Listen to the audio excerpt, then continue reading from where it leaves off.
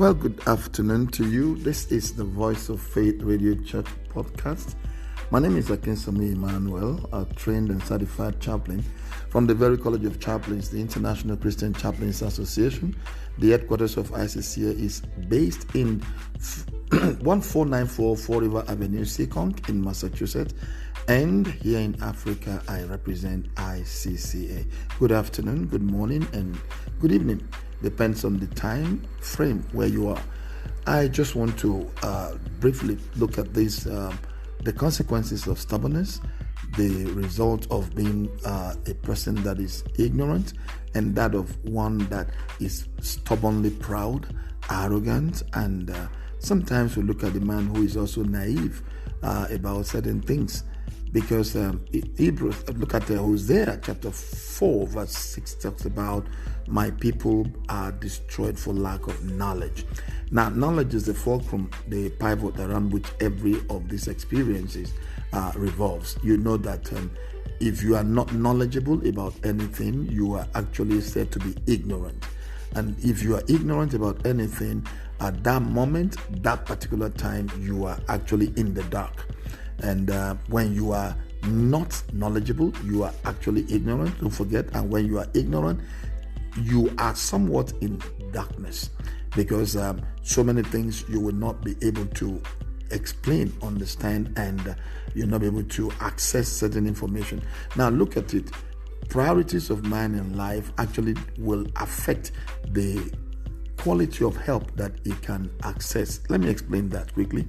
If you need help from anyone, the kind of priorities that you have, that people see you pursue, it also determines, it will affect the kind of help they will give to you, the time they will give it to you.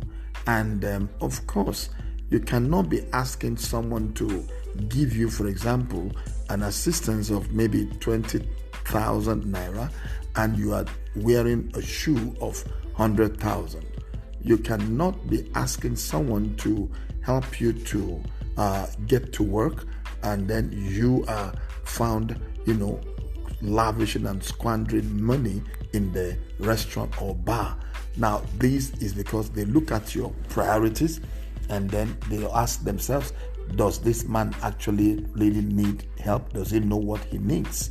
And so it's important that you don't allow yourself to sell yourself out in the wrong way. Now, what I mean again is that a man that is stubborn, a man that is naive, a man that is proud, a man that is ignorant, they both are going to end up in the same destination. And that is to say that you may not actually have much to achieve. So in case you are there, you've been crying out and asking, why is my own case like this? Why don't people want to help me?